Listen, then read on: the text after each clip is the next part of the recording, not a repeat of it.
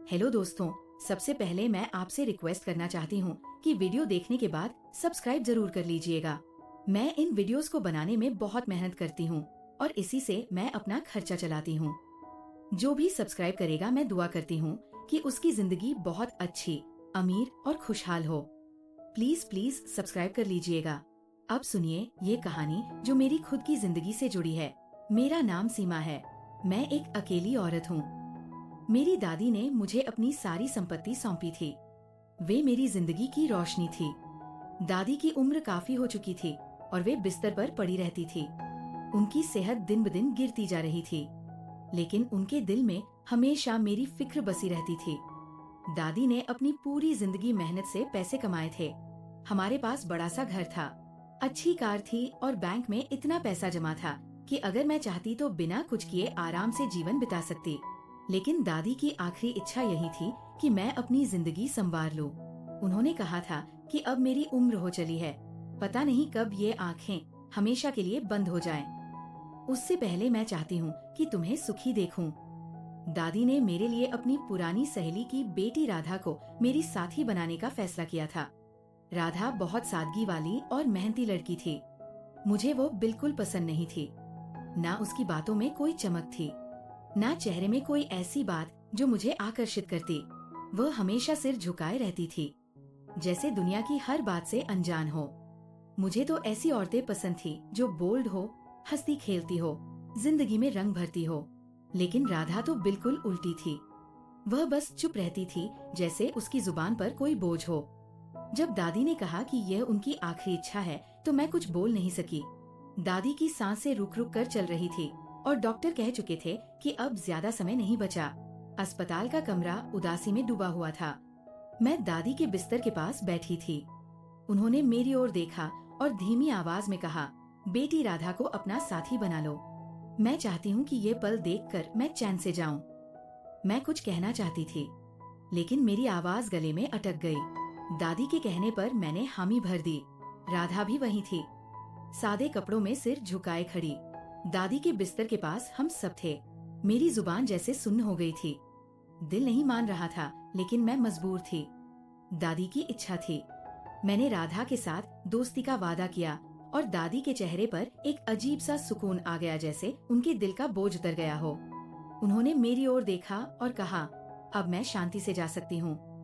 मैंने उनके हाथ पकड़ लिए, लेकिन वे हाथ धीरे धीरे ठंडे पड़ने लगे और कुछ ही पलों में वे हमेशा के लिए चुप हो गई। उस दिन से मेरे अंदर एक खालीपन भर गया। दादी के जाने के बाद घर सूना हो गया। अब सिर्फ मैं और राधा रह गई थी। वह मेरी साथी बन चुकी थी, लेकिन मेरे दिल में उसके लिए कोई जगह नहीं थी। वो सुबह से शाम तक घर का काम करती, चुपचाप खाना बनाती, सफाई करती, दादी की तस्वीर के सामने प्रार्थना करती और फिर एक कोने में बैठ जाती। वह मुझसे बात करने की कोशिश करती तो मैं टाल देती, क्योंकि मेरे अंदर उसके लिए कोई रुचि नहीं थी। मुझे लगता था जैसे मेरी जिंदगी रुक सी गई है। हाँ, दादी ने सब कुछ संभाल कर रखा था। घर था, कार थी और उनके पेंशन और निवेश के पैसे हर महीने आ जाते थे। लेकिन मैं ये सब छोड़कर कुछ नया करना चाहती थी। मुझे लगता था कि सिर्फ पैसों से जीवन नहीं चलता, उसमें उत्साह होना चाहिए। मैं अब जीवन के मजे लेना चाहती थी। मैंने सोचा कि अब मैं स्वतंत्र हूँ। अब मुझ पर कोई बंधन नहीं। मैं जैसा चाहूँ वैसा जीऊँ। मेरे कुछ दोस्त थे जो अक्सर घर आते। वे सब मेरी तरह खुली सोच वाले थे। उनके साथ बैठकर बातें होती, हंसी मजाक चलता और रातें देर तक गुजर जाती। उन्हीं में से एक ने एक दिन कहा, अब तो राधा तेरे साथ है। अब वो तुझे दोस्तों से मिलने नहीं देगी और कुछ दिनों में तू हमें भूल जाएगी। मैंने हंसकर कहा, ऐसा कभी नहीं होगा। वह लड़की वैसी नहीं है। वह तो मेरी बात पर कुछ कहती ही नहीं। मैंने तो अभी तक उससे ठीक से बात नहीं की। वह घर का काम करती है, खाना बना देती है और अपने कमरे में चली जाती है। मैंने उनसे कहा, कोई मुझे बांध नहीं सकता। मैं तो अब आजाद हुई हूँ। दादी की जिंदगी में मैं उनके आदेशों में बंधी थी। अब ना वे हैं ना कोई रोकने वाला। अब तो मैं वह सब करूंगी जो दिल चाहता था। जिंदगी को अपने तरीके से जीने का समय आ गया है। ये कहते हुए मेरे दिल में एक अनजानी खुशी थी। मुझे नहीं पता था कि आने वाले दिन मेरी सोच बदल देंगे, लेकिन उस वक्त मैं सिर्फ अपनी स्वतंत्रता का जश्न मना रही थी। जिस तरह दादी ने राधा को मेरे साथ जोड़ा था, वैसा कोई माहौल नहीं था कि कोई कहे अब तुम दोनों साथी हो, साथ रहो।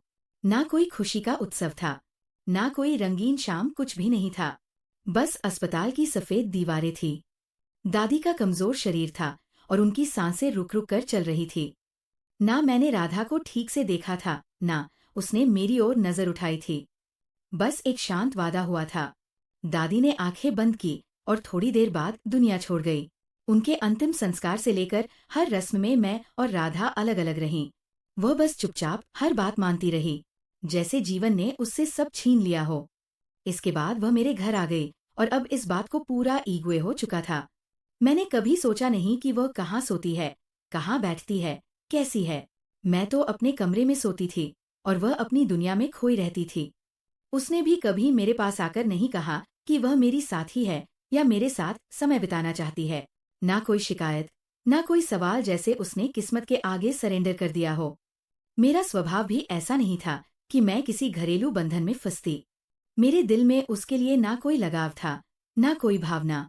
मैं बस अपनी मर्जी की जिंदगी जीना चाहती थी। मैंने अपने दोस्तों से भी कह दिया था कि वो घर में है, लेकिन उससे मेरा कोई संबंध नहीं। वह बस खाना बनाती है और घर संभालती है, बस इतना ही रिश्ता है। मैंने इसका पूरा फायदा उठाया। जब भी दोस्त आते, मैं उससे सबके लिए खाना बनवाती। कभी साधारण भोजन, कभी स्पेशल व्यंजन, कभी चाय। हर 5 मिनट में कुछ ना कुछ आदेश देती। चाय बना दो, सब्जी गर्म कर दो, पानी लाओ, और वह चुपचाप सब कर देती। मैंने उसके चेहरे पर कभी गुस्सा नहीं देखा, ना उसने कुछ कहा जैसे उसकी आवाज ही बंद हो गई हो। वह बस मेरे आदेश सुनती और पूरा करती। एक दिन मैं अपने दोस्तों के साथ बैठी थी। हम सब बातें कर रही थी। उस दौरान वो किचन में चाय बना रही थी।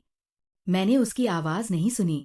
शायद वो बार बार कह रही थी कि चाय तैयार है, आकर ले लो। लेकिन दोस्तों की बातों में मुझे सुनाई नहीं दिया। थोड़ी देर बाद वो खुद चाय लेकर आई, हमेशा की तरह खामोश। उसने ट्रे टेबल पर रखी और हकने लगी। मेरे दोस्तों की नजरें उस पर टिक गई। वह सादे कपड़ों में थी, सिर पर दुपट्टा, चेहरे पर शांति और खामोशी। उसके जाते ही कमरे में सन्नाटा छा गया। फिर एक दोस्त बोली, तेरी साथी देखने में ठीक है? मैंने हंसकर कहा, हाँ देखने में ठीक है, लेकिन बस साधारण है, अनपढ़ है, गांव की सीधी औरत है। मुझे ऐसी औरतें पसंद नहीं। लगता है इनके साथ जीवन का मजा खत्म हो जाता है।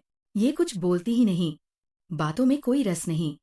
मैंने ये बात मजाक में कही तो एक दोस्त ने हंसकर कहा, अगर तुझे अच्छी नहीं लगती तो हमें दे दें। मैं चौंक कर बोली, क्या मतलब दे दूं? क्या कोई सामान है? सब जोर से हंसने लगी, लेकिन उनकी हंसी में एक छिपा मतलब था। एक बोली, अरे मजाक नहीं, बस एक मौके के लिए, बदले में जितने पैसे चाहे ले लें। एक पल के लिए मैं चुप हो गई। उनकी बात बुरी लगी और नहीं भी। बुरी इसलिए कि वे मेरे रिश्ते की बात कर रही थी, और अच्छी इसलिए नहीं लगी क्योंकि लगा मजाक है। उनके लहजे में हंसी थी, लेकिन वे बार बार वही बात दोहराने लगी। एक बोली, सोच ले, हम अच्छे पैसे देने को तैयार हैं। एक तरफ सबकी हंसी थी, दूसरी तरफ मैं सोच रही थी कि मैं किस रास्ते पर आ गई हूँ। मेरी जिंदगी कहाँ जा रही है? मेरे अंदर सवाल गूंज रहा था। क्या मैं इतनी गिर गई हूँ कि अपनी विश्वास की साथी को भी बेच सकती हूँ? फिर मैंने खुद से कहा, ये कौन सी मेरी साथी है? मैंने तो उसे कभी साथी माना ही नहीं। मैंने तो उसे नौकरानी जैसा रखा है। मैं सोचने लगी कि अगर दोस्तों की बात मान लूं तो क्या होगा? उस लड़की का कोई परिवार नहीं था, ना माँ बाप, ना भाई बहन जो पूछें। वह तो मेरे घर में छाया जैसी रहती थी। खाना बनाती, काम करती और चुपचाप कमरे में जाती। मैंने मन में सोचा कि मैंने उसे साथी नहीं बल्कि सेविका बनाया है। उसका अस्तित्व मेरे लिए बस इतना है कि वह मेरे आदेश पर काम करें और मेरे दोस्तों के सामने मेरी प्रतिष्ठा बढ़ाए। मेरे दिमाग में लालच ने जाल बिछा दिया। मेरी अक्ल फंसती गई। मैं खुद से कहने लगी कि जब मैं इतना पैसा खर्च कर रही हूँ तो उसे कहीं से तो लाना होगा। दादी की पेंशन और निवेश से मेरी फिजूल खर्ची ज्यादा दिन नहीं चलेगी। खर्चे बढ़ते जा रहे थे। दोस्तों के साथ घूमने फिरने का शौक ऐसा लगा कि बिना उनके दिल नहीं लगता। मेरे सारे दोस्तों के घर व्यस्त थे, किसी के बच्चे, किसी की सास, ससुर, कोई संयुक्त परिवार में। लेकिन मेरा घर खाली था, ना दादी, ना कोई पूछने वाला। इसलिए मेरा घर उनके लिए मिलने की जगह बन गया और मुझे भी उन बैठकों की आदत पड़ गई। हंसी जाक, बातें, बिना फिक्र की शामें बिना इनके अब समय नहीं कटता। एक दिन मैंने फैसला कर लिया। देखती हूँ ये कितने पैसे देती है। मैंने कहा ठीक है, बताओ कितने दोगी। वे 5 थी और अमीर घरों से। उन्होंने कहा हम 50 से 50 देंगे। मैं हंसी और बोली नहीं। अगर कोई आम साथी होती तो मान जाती, लेकिन वो दादी की पसंद है। चाहे दिल से ना हो, लेकिन नाम पर है। वे एक दूसरे को देखकर हंसने लगी। फिर एक बोली चल 1 लाख दे देती है। मैंने देखा और कहा 1 लाख दो और अगली 2 बैठकों का खर्च भी तुम्हारा। उन्होंने तुरंत कहा मंजूर है। मेरे अंदर तूफान उठ रहा था। विवेक की आवाज दब चुकी थी, लेकिन लालच हद पार कर चुका था। मैंने कहा लेकिन ये काम यहाँ नहीं होगा। मेरे घर में कोई देख लेगा। बात फैल गई तो समस्या हो जाएगी।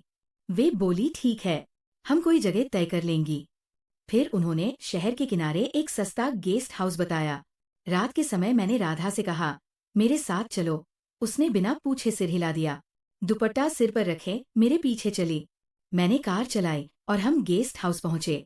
वहां अंधेरा था, बाहर कोई रौनक नहीं। मैंने कहा तुम अंदर जाकर बैठो, मैं आती हूँ।